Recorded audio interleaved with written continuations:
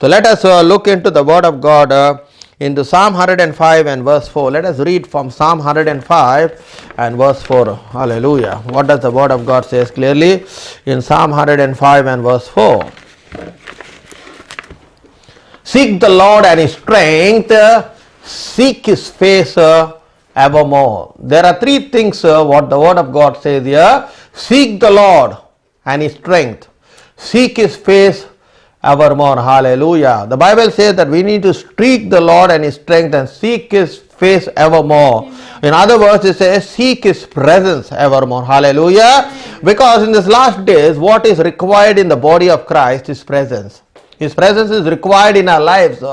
Not only on Sunday when we come and minister the word of God, or when we worship God, or when we are, when we are ministering the word of God, but every minute and every second of our life, we need to seek the Lord and his strength and seek his presence. Hallelujah. Amen. Why? Because the Bible says in the presence of God, there is always fullness of joy. In Psalm chapter 16 and verse 11, let us see what the word of God says clearly.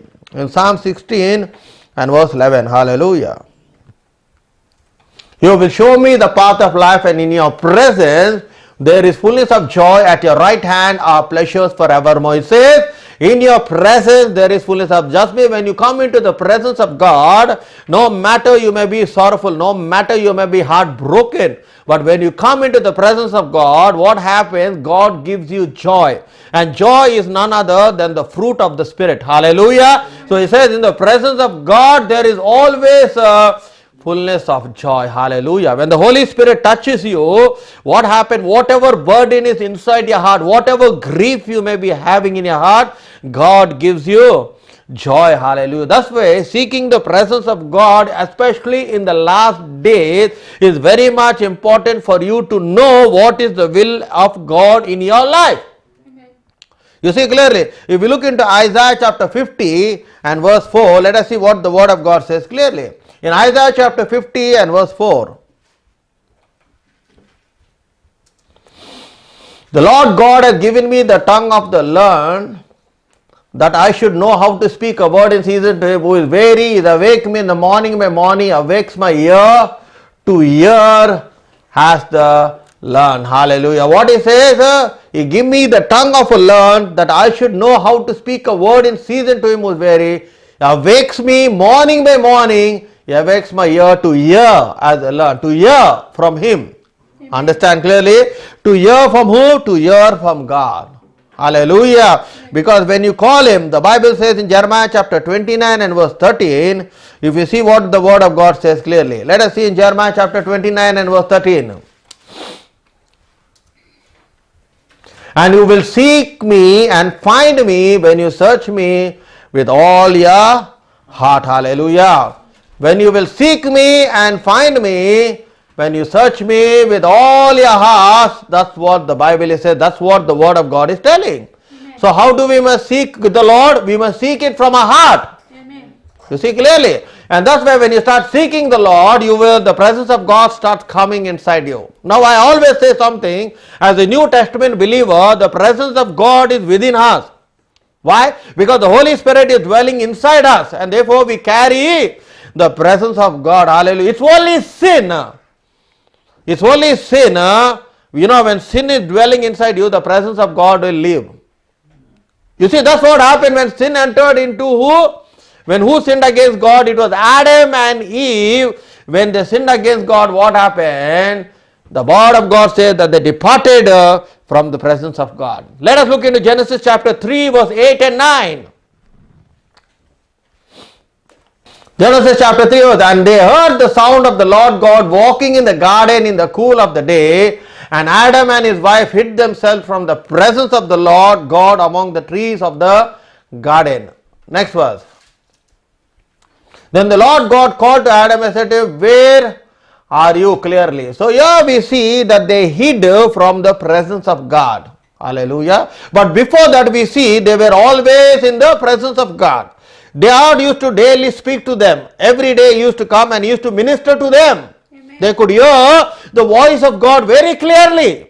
An audible voice they were able to hear. But when they sin against God by disobeying God in the Garden of Eden, what happened? clearly they hid from the presence of God. Hallelujah. You see clearly, and that's what we see. Now let us look even to the son, what happened. If we look into Genesis chapter 4 and verse 16, let's see what the word of God says clearly. Then Cain went out from the presence of the Lord and dwelt in the land of Nod on the east of things. See, he also left the presence of God, because when an evil spirit is inside you, that evil spirit cannot stand in the presence of God. You know what evil did Cain do? We all know that Cain murdered his brother Abel. Why? Because the offering of Abel was honored by God. Amen. Hallelujah. So what happened in that evil thought? What happened? He murdered his brother, and here the Bible says that Cain went out of the presence of God. Why? Because when you have an evil spirit, you cannot stand in the presence of God. Why? Because God is holy. Amen. Hallelujah. You see clearly. Some people, they also run away from the presence of God. And who was the person who ran away from the presence of God? It was Jonah. If you look into Jonah chapter 1 and verse 10, see what the word of God says clearly. Jonah chapter 1 verse 10. Then the men were exceedingly afraid and said to him, Why have you done this? For the men knew that he fled from the presence of the Lord, because he has told them. He led from the presence, he ran away from where? He ran away from the presence of God. Amen. Because he doesn't want to obey God. God is telling him, go to Nineveh. Because of the city, because they are doing wickedness, that you must go and preach the gospel there. What is happening is running away from the presence of God. That's the word of God says, that he told the man that he fled from the presence of God, and instead of going to Nineveh, he is running to Tarshish. And immediately what God had to do? God created a fish, and the fish started to swallow who? Jonah the prophet. Bible says that he also ran from the presence of God.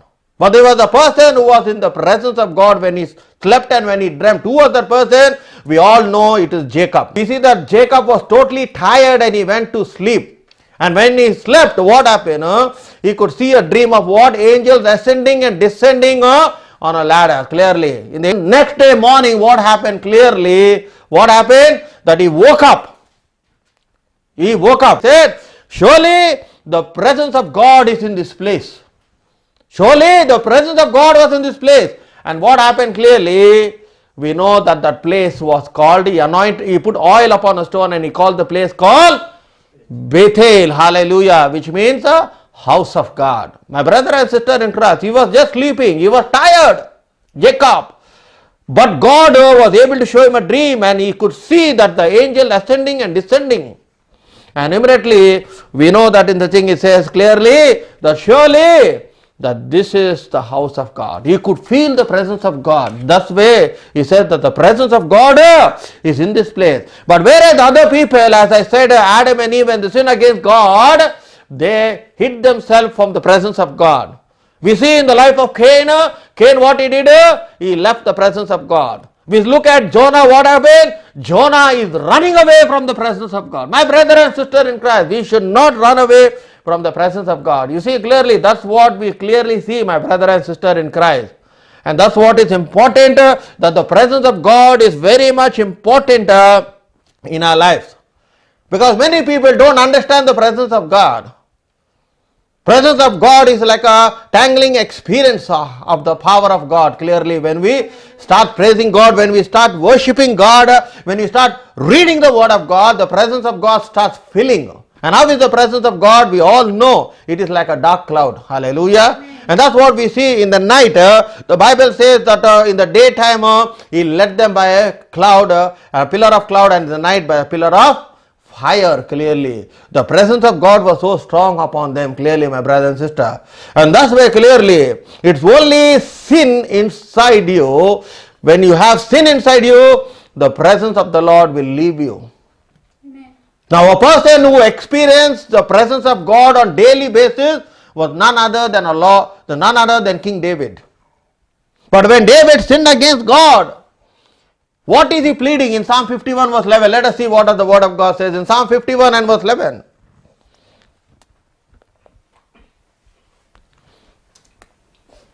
Do not cast me away from your presence, and do not take away your Holy Spirit from me. See, two things he is asking. He is telling, do not take away your Holy Spirit, and do not take away your presence.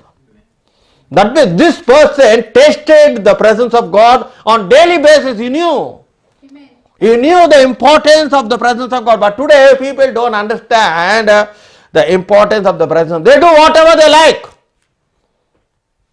In the New Testament, they do whatever they like. Oh, because we are under grace. The anger of God does not come upon us so easily. Like how it came upon the Old Testament.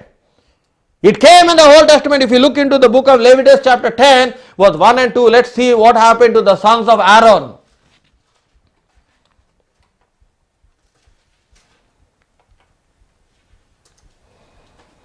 Then Nadab and Abihu, the sons of Aaron, each took his censer and put fire in it, put incense on it, and offered profane fire before the Lord, which he has not commanded them. Verse 2.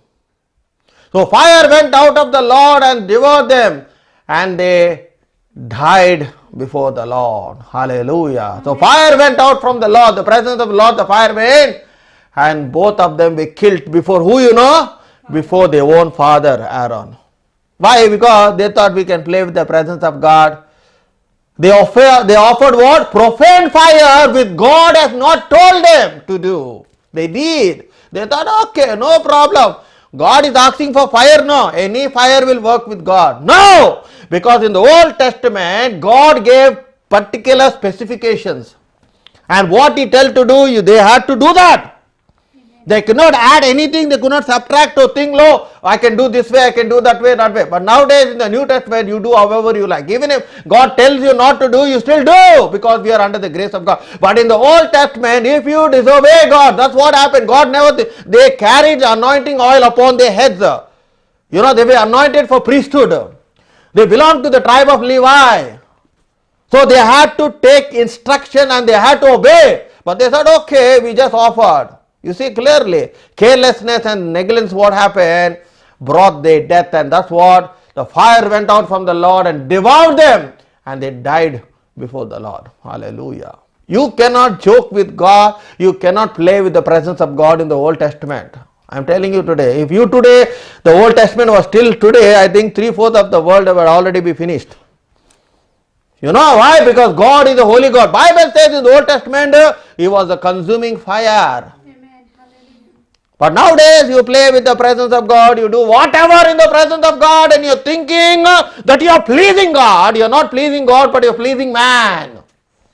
My brother and sister in Christ, and that's what you really need to understand. And that's why in the last days we require the presence of God more in our lives, my brother and sister in Christ. Hallelujah.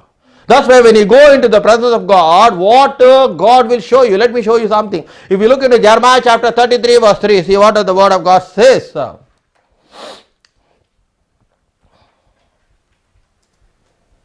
Call to me and I will answer you and show you great and mighty things which you do not know. Which you do not know, God will reveal to you when you go into the presence of God. In other words, it says unsearchable things which your mind cannot comprehend. God will show you where? When you go into the presence of God.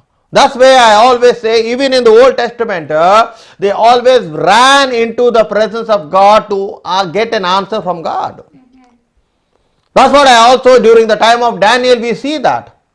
You know, when there was a decree that was sent out regarding to the dream that King Nebuchadnezzar had. You see clearly, and what happened clearly, we all know that. Daniel went and told it to his friends. But immediately they went into the presence, Daniel went into the presence of God to seek the mercies of God. Amen. He says, God really revealer of secrets. There is nothing on this planet Earth that can be hidden from you. This is what is the thing. Now we are already, our lives are in danger, because the king said that if you do not reveal the dream and the interpretation, along with the magician and along with the astrologers, along with the wise men, no matter what was their position, he said, you will not be spared, but you will be killed. You see clearly. And second thing, the answer was very urgent. Urgent it was. The king didn't tell, oh, take your own time. I'll give you 1 year. After 1 year, you come and then tell me. No, it was very urgent. Because you know why? The dream was troubling Nebuchadnezzar. And because he was the king, he said, no, no, no, no, no. You say you're a magician, you say you're an astrologer, you say you're a wise man, you know everything. It is time for you. And immediately the Bible says that Daniel went clearly, hallelujah. You see what the king is telling here. The king answered and said to the challenges, my decision is firm. If you do not make known the dream to me and its interpretation, you will be cut into pieces and your houses will be made an ash of heap. He said, I will cut you into pieces and I will destroy and burn your houses and all the wealth and whatever I have given you, I will destroy everything. That was the decree that was given by the king. It was very urgent. So immediately Daniel went into the presence of God. He says, oh God, creator of heaven and earth, the God who created everything. You know, that's what you need to do, my brother, sister. When you go into the presence of God, you need to start glorifying God. You need to start speaking of the greatness of God. You need to start honor God. He started to honor God. He started to glorify God. There is no God like you. He started that. Immediately the presence of God came. And immediately the Bible says what happened clearly. See, go in verse Daniel 2, 18 and 19. Then they might seek the mercies of God of heaven concerning the secret. So Daniel and his companions may not perish with the rest of the wise men of Babylon. Then the secret was revealed to Daniel in a night vision. So Daniel blessed the God of heaven. Now I'll tell you something. Visions are always revealed in the conscious mind. That means you know. But whereas dreams are revealed in the subconscious mind, that is when you sleep. But vision is when you are awake, you know, God opens your spiritual eyes so you can see. And immediately Daniel saw. And immediately when he saw, what happened? There was peace in his heart. He said, no more to worry anything. God who created the heaven and the earth, and there is no secret that can be hidden from him. Why? Because Bible says in Psalm 25 verse 14, let's see what the word of God says. In Psalm 25 verse 14,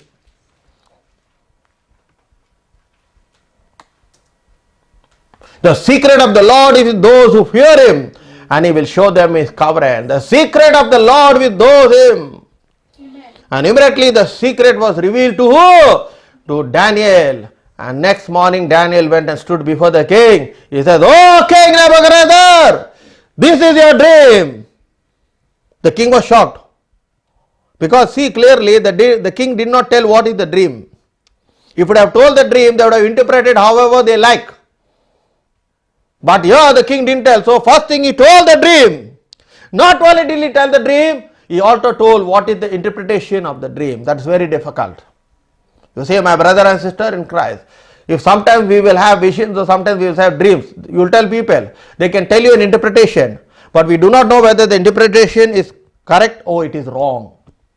But here, Daniel is telling the dream. See, this is the dream you had and this is the interpretation. My brother and sister in Christ, that's where the Bible says God will not do anything until he reveals his secrets to his servants and to his prophets. In Amos chapter 3:7, the Bible says God will not do anything until he reveals his secrets to his servants and to his prophets. Hallelujah. And he revealed it to Daniel. When Daniel went into the presence of God, when he tapped into the supernatural, the presence of God came, and immediately the word of revelation, the Rhema word came, and immediately he stood and he said, don't worry, King Nebuchadnezzar, let not your heart be troubled. For this is the dream and this is the interpretation. Where that did happen? It happened in the presence of God. Hallelujah. My brother and sister in Christ, and thus way the presence of God is very much important in our lives so that we may know the mind of God, that we may know what is his will in our life. Because the presence of God gives us direction in life. What to do, when to do, and what not to do. It is only when we go into the presence of God. Hallelujah. My brother and sister in Christ. Thus way, in the last days, there is confusion in the body of Christ. Why? Because there is no presence in the church anymore. You see clearly, it is not because there is nothing about Jesus in the church nowadays. It's all about them. It's all about their ministry. It's all about the people. It's all about them. It's nothing to do with Jesus. The presence of God is not there, my brother and sister in Christ, because they don't understand the importance of the presence of God. David knew the presence of God. He says, do not take away your presence from me. What he says? Do not take away your Holy Spirit from me. Means literally he says, if you take away the presence of God, if you take away the Holy Spirit of God, I cannot live. That's what he meant. He had gold, he had silver, he had everything. But that was not important to King David. What was more important than gold and silver was the presence of God. Amen. The presence of God is where God is with you, my brother and sister in Christ. That's why in the Old Testament also, Moses said clearly, if your presence does not go, do not take me from this place clearly. Do not take me from this place. Why? Because the presence of God is very much important. The presence of God is very much important in each one of our lives. Hallelujah. You see clearly, because to do anything in our lives, we require the presence of God. And today the Lord is saying to each one of us, let His presence go before us. Let His presence go before us. His presence is very much important, my brother and sister in Christ. Because the presence of the Lord, when it comes, you know what happens? It brings healing. If we look into Luke chapter 5 and verse 17.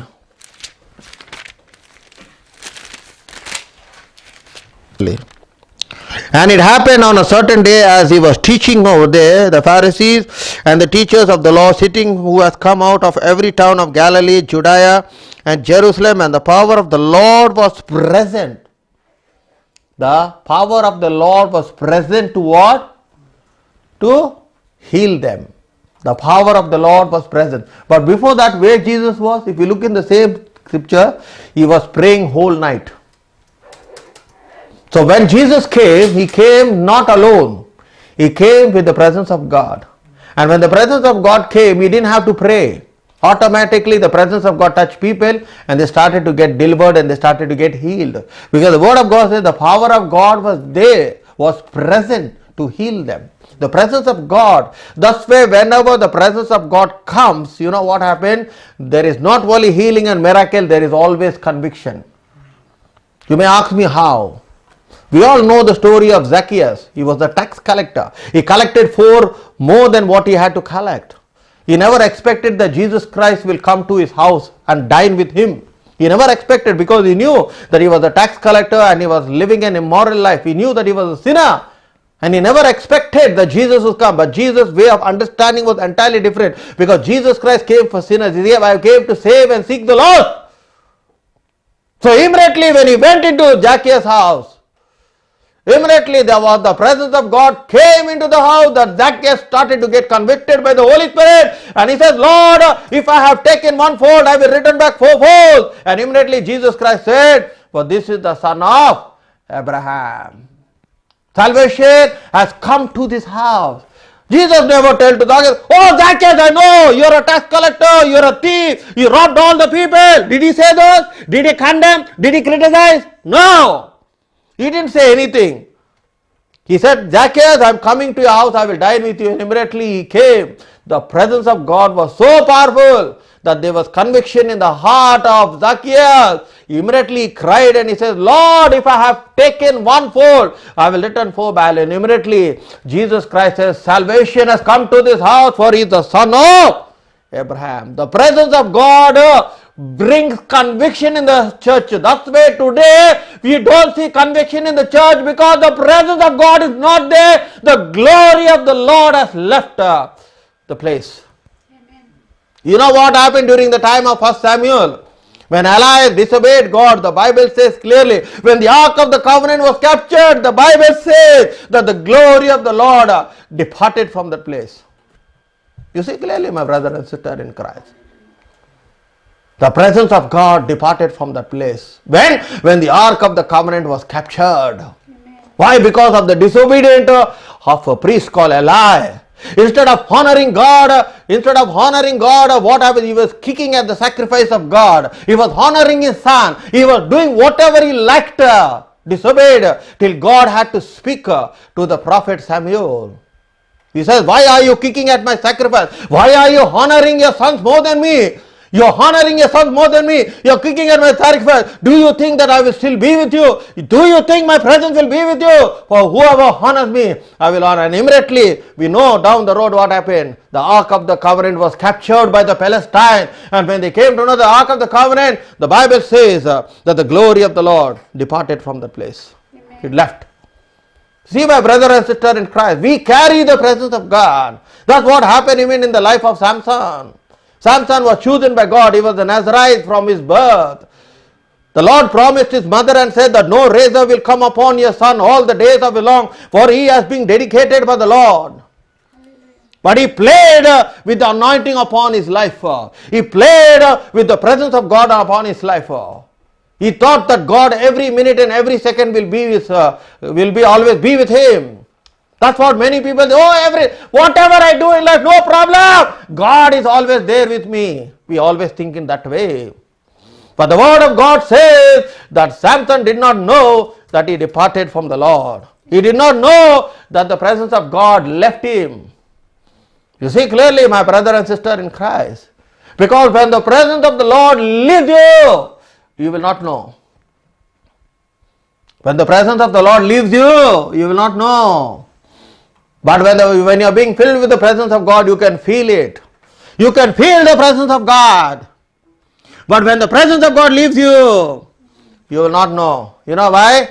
Because the Bible clearly says that Samson did not know that the Lord has departed from him. Judges 16:20. Samson did not know that the Lord has departed from him, my brother and sister in Christ. And that's what many people, God is there with me. I am anointed servant of God. I am walking with God so faithfully. I am doing. How can I think the presence of God? Even the same thing. Who thought like that? It was even thing. Clearly we see in verse 20 as the word of the Lord says clearly. And she said, the Philistines are upon you, Samson. So he woke up from his sleep and said, I will go out as before, as often times, and I will shake myself free. But he did not know that the Lord has departed from him. Bible says he did not know. Amen. Bible is not telling he knew. Bible is telling he did not know. He did not know.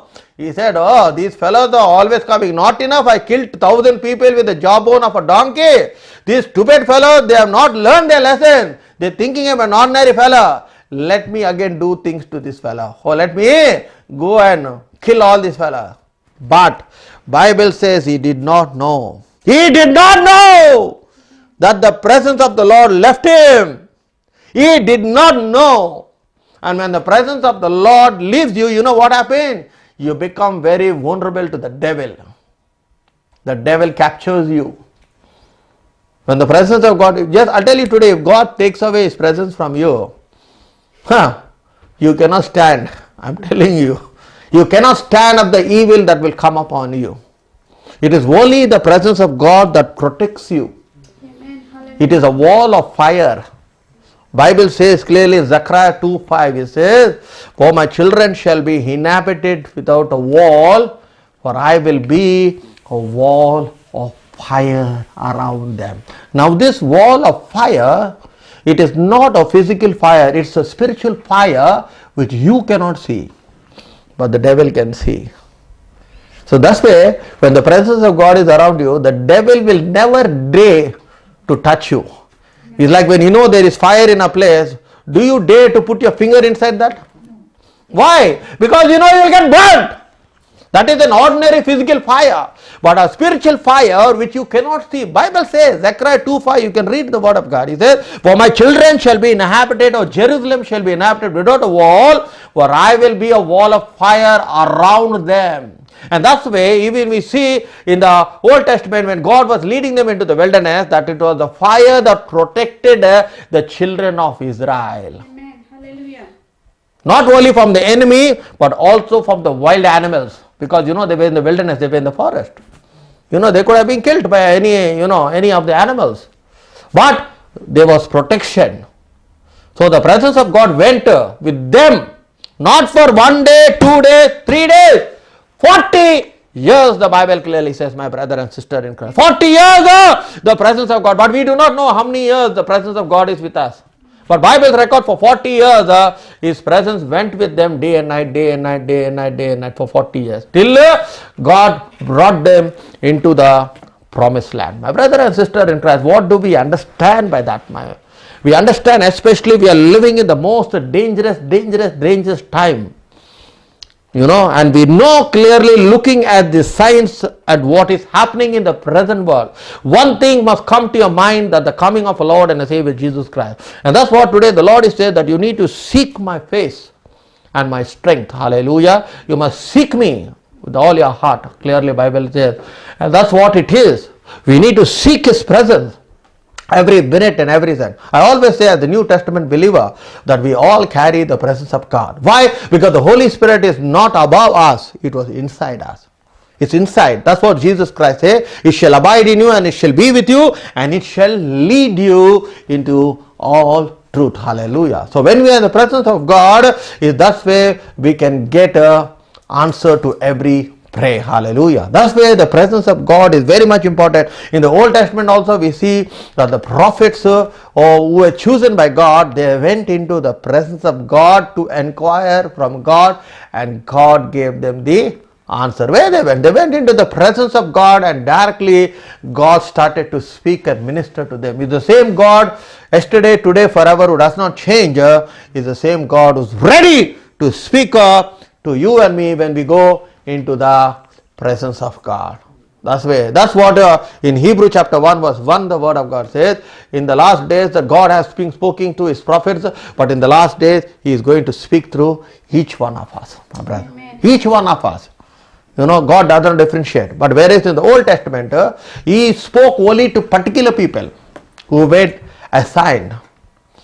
And the word of the Lord was very rare in the Old Testament. Bible says that. I'm not telling anything. I can show you. In 1 Samuel 3:1, before I finish my message. In 1 Samuel chapter 3 and verse 1. Let's see what does the word of God say. 1 Samuel chapter 3 and verse 1. Now the boy Samuel ministered to the Lord before Eli, and the word of the Lord was rare in those days. There was no widespread revelation. Not every day it was. But if you look again in Galatians, what Paul is telling, let's see in Galatians chapter 2 verse 1 and 2. There was no widespread revelation way in the Old Testament, and rare. It was not every time you can hear the voice of God. No. But if you see in Galatians chapter 2 verse 1, see what he says. Therefore, after 14 years, I went up again to Jerusalem with Barnabas, and also took Titus with me. Verse 2. And I went up by revelation. By revelation, I went up and communicated to them that the gospel which I preached among the Gentiles was privately to those who were of reputation, lest by any means I may run or had run in vain. And where there is no revelation, my people perish. Bible says clearly. If you look into Proverbs 29 verse 18, I think it says so. Where there is no revelation,